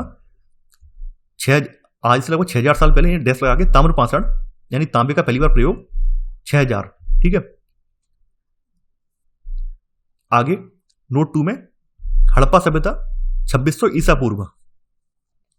देखिए ध्यान देना, ये 6,000 ईसा पूर्व नहीं है, बल्कि वर्तमान के जो 2000 साल हैं इनमें 4000 साल और ऐड कर दिए गए हैं। ऐसे करके 6000 डायरेक्ट लिख दिया गया है। यहाँ पे ईसा पूर्व वाला सिस्टम नहीं है। अगर यहां से अगर मैं ईसा पूर्व को हटा दूं तो फिर कितना हो जाएगा, 4600 साल पहले हो जाएगा ये। ठीक है, तो आपको ये ध्यान रखना है, ईसा पूर्व और इन किसी के पीछे ईसा पूर्व नहीं है, तो कंफ्यूज नहीं होना है। ठीक है, ये बात मैं बता रहा हूं, फिर से रिपीट कर रहा हूं। तो यहां पर अब नोट 2 में लिख लेना हड़प्पा सभ्यता 2600 ईसा पूर्व। क्या लिखने की आवश्यकता नहीं है, आप लिख चुके हैं ऑलरेडी। ये लिख लेना आप, आरंभिक लौह काल महापाषाण समाधान 1000 ईसा पूर्व। ठीक है, आरंभिक ऐतिहासिक काल की शुरुआत हुई है 600 ईसा पूर्व से लेकर 400 ईसा पूर्व में। ठीक है, ये नोट करके आप ये एक ये नोट, एक ये नोट और ये नोट, ये आप लिख लेना। और इसी के साथ आपका ये अध्याय समाप्त हो जाता है। यहां पर कुछ उत्खनन के संबंध में जानकारी दी गई है, किसने किसका उत्खनन किया है। तो यहां पर आप देख पा रहे हैं दयाराम साहनी और माधव स्वरूप बस्त ने हड़प्पा में उत्खनन कार्य किया था। इसके अलावा यहाँ पे व्हीलर द्वारा हड़प्पा में फिर से उत्खनन हुआ है। 1955 में SR राव द्वारा लोथल में खुदाई का आरंभ किया गया है। 1960 में BB लाल और BK थापर के नेतृत्व में कालीबंगा की खुदाई की गई है। अब देखिए यहाँ पर कुछ चीजें और भी बताई गई हैं। 1990 में RS बिष्ट द्वारा धौलावीरा में उत्खनन का आरंभ हुआ है। देखिए यहाँ पे कुछ 3 नाम हैं, उन 3 नामों को लिख लीजिए, वो अक्सर पूछे जाते हैं। तो नोट 2 में आप जो 2-3 नाम वो आप लिख लीजिए, जिससे आपको पता चल जाए किस किसने खुदाई की थी। जैसे लोथल की खुदाई में 1955 में हुई है और खुदाई करने वाले व्यक्ति कौन है, SR राव हैं। ठीक है, 1960 में BB लाल और BK थापर ने कालीबंगा में उत्खनन किया है। क्योंकि ये पूछे गए नाम हैं इसलिए मैं लिखवा रहा हूं। इसके अलावा 1990 में RS बिष्ट द्वारा धौलावीरा में उत्खनन का आरंभ किया गया है। तो ये 3 नाम है, 3 नाम आप लिख लीजिए। तो ऐसे करके आपका इस चैप्टर का पार्ट 2 समाप्त हो जाता है और आपके पूरे प्रॉपर नोट्स भी बन जाते हैं। और कई सारी चीजों को लेकर जो आपके मन में भ्रांतियां थी कि आदि शिव का रूप है या लिंग पूजा होती थी, वो भी क्लियर हो गई होगी, क्योंकि इस चैप्टर में ही उसका खंडन भी किया गया है। तो आपको ये वीडियो पसंद आया होगा। आप लोग इस वीडियो को ज्यादा से ज्यादा लाइक और शेयर कीजिए। तो चलिए आज के लिए बस इतना ही। Thanks for watching. जय हिंद।